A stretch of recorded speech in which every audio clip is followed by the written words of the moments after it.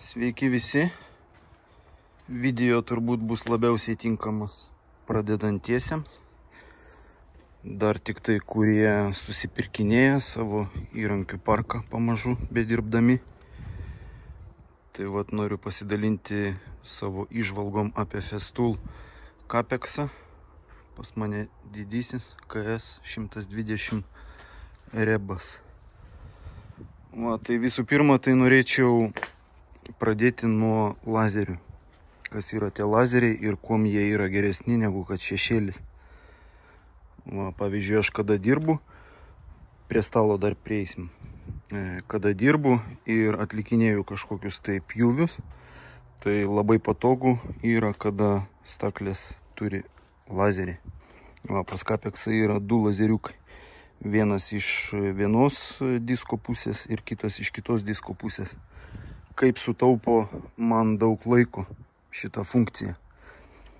Tai visų pirma, aš kada pasidėjau šitą lentą kaip pavyzdį, tai man nereikia atlikti žymėjimų su pieštuku. Nes priešingų atveju, kada nėra lazerio arba kada yra šešėlis, tai man reikia atlikti, pažymėti reikiamą matmenį.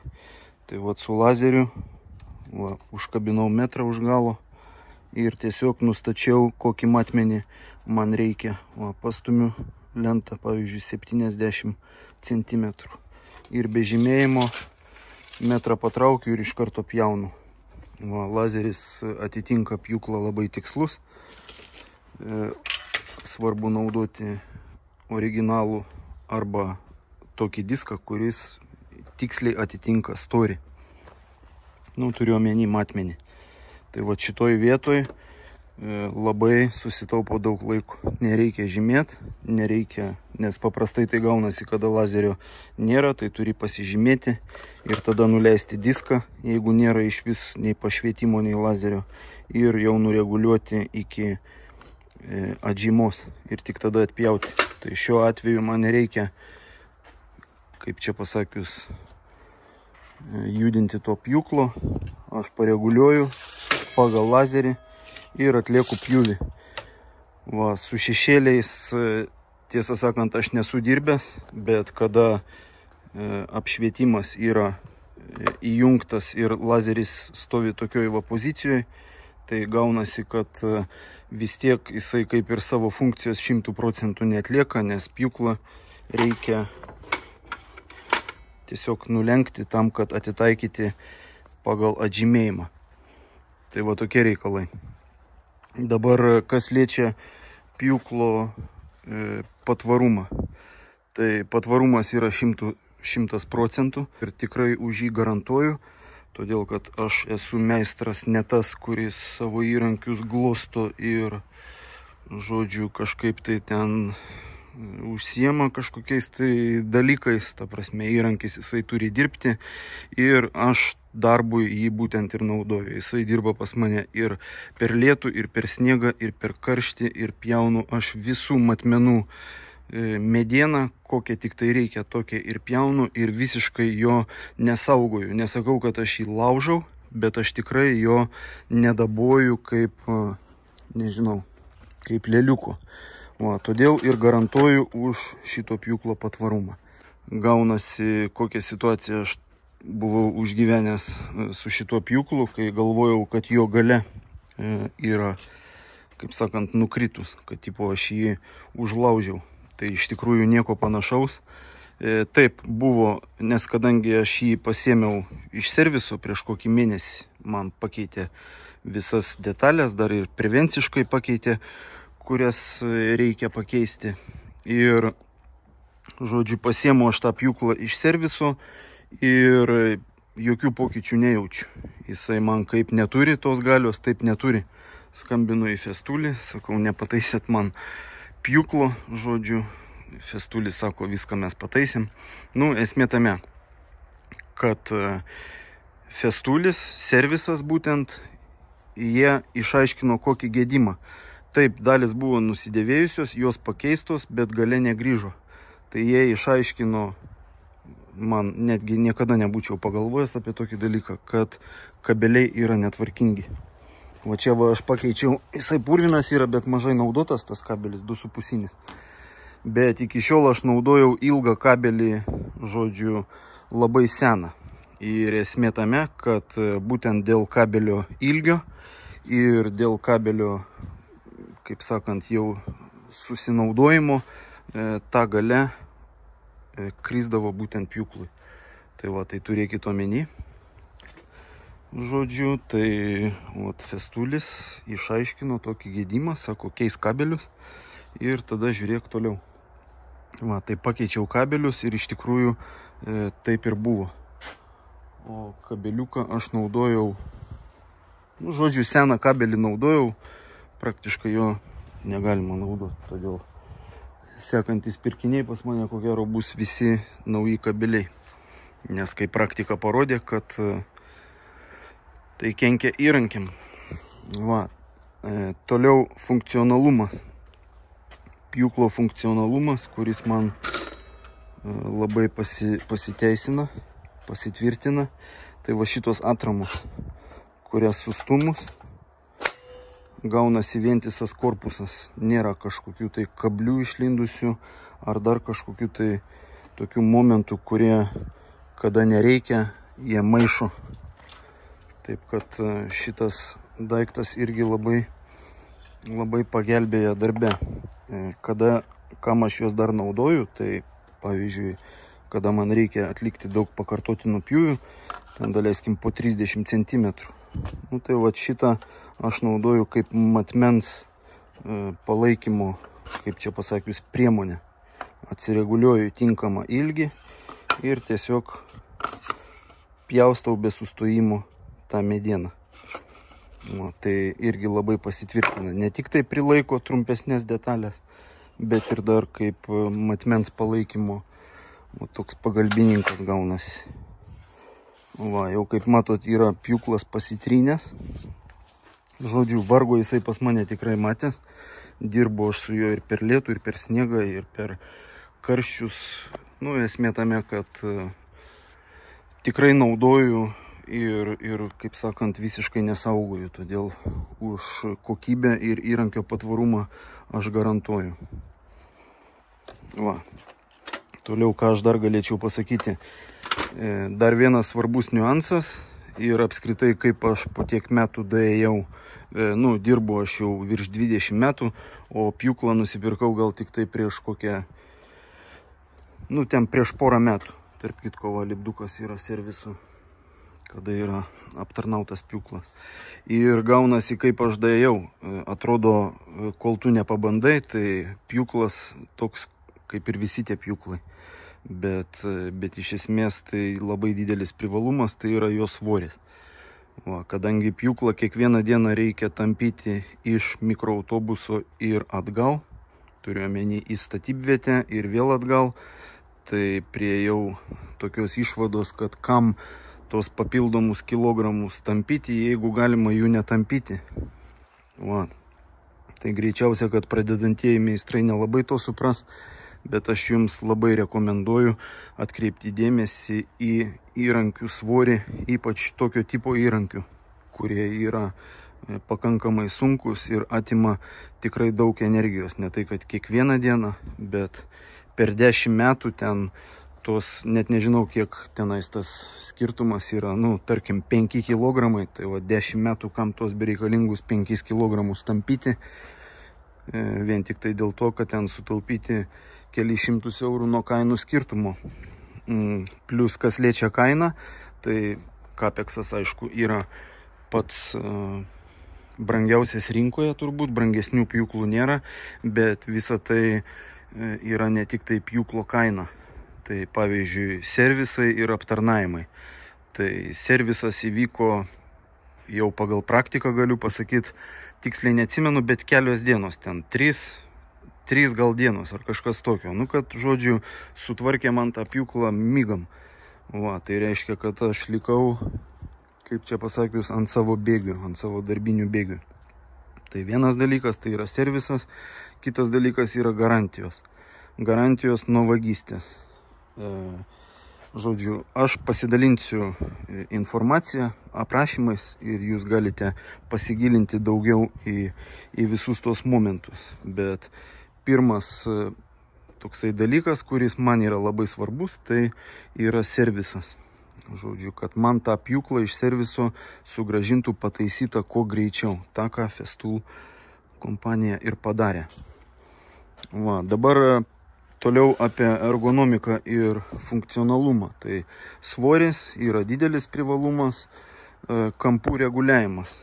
Tai fiksatorius yra patogioj vietoj. Žodžiu, ne kažkur tai gale, kaip pavyzdžiui, kiti mano pjūklai turi tuos fiksatorius gale ir rankenos tokios nei šis, nei tas sukinėjai ir panašiai. Nesakau, kad neveikia, bet o tokios detalės jos irgi pagerina darbo sąlygas. Va, toliau, kas liečia kabelį. Va, visi iki šiol turėti mano kabeliai, tai būdavo, turiu omeny pjūklo kabeliai, būdavo sukami kažkaip tai ant korpuso ir visada jie maišydavosi. Tai tas yra labai nepatogu, netvarka ir panašiai. Transportuoti yra sudėtinga. Va, tai vėlgi pasikartosiu, kada į tokias detalės atkreipi dėmesį tik tai po didelės praktikos. Va, jos tada pradeda tau kažką tai reikšti.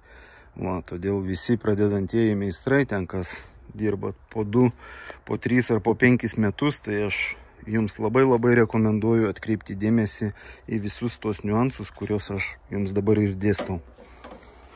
Va, tai Festoolis turi va tokią vietą specialią, kur galima susukti tvarkingai kabelį. Va, ir jisai autobuse niekur nesipainioja, nenukrenta, užsifiksuoja ir tvarkingai tu jį veži. Va. Toliau kampai reguliuojasi labai paprastai. Dažniausiai aš jį paverčiu, o jeigu jau man reikia labai tikslų kampą nustatyti, tai šitą toks reguliavimas irgi labai pagerina tas būtent darbo komfortą. Tai labai užskaitau. Toliau, aišku, dulkių pjuvenų nutraukimas. Tai pjuvenų nutraukimas iš visų pjūklų, kuriuos aš esu išbandęs, o išbandęs esu daug, tai Kapexas yra numeris 1. Va, tai man labai patinka, ypač kada dirbi viduje, tai tų pjūvių atlieki labai daug ir pjuvenų, žodžiu, kurių nesugaudo dulkių nutraukimas, lieka labai mažai. Sąlyginai mažai, bet daug mažiau lyginant su kitais pjūklais. Va, dabar kodėl naudoju su Bosch'o savo stalu. Va, čianais laikikliai yra nuo mano seno pjūklo. Tai dėl vienos labai paprastos priežasties, kad stalą šitą aš tiesiog palieku statybvietėj.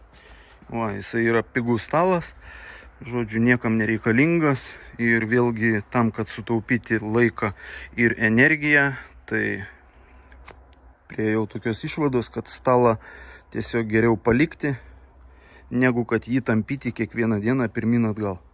Jisai nėra toksai lengvas. Aišku, jis yra labai patvarus, bet tiesiog priežastis yra ta. Na, jeigu aš dirbčiau daugiau su, pavyzdžiui, vidaus apvadais, tai aišku, aš naudočiau Kapexo stalą. Va, nes jisai yra kur kas tikslesnis. Va, o statyboje, statant namus, tai stopiko man užtenka šito. Ar aš ten darau pakalimus, ar nesvarbu ką, tai šitas stalas puikiai atlieka funkciją.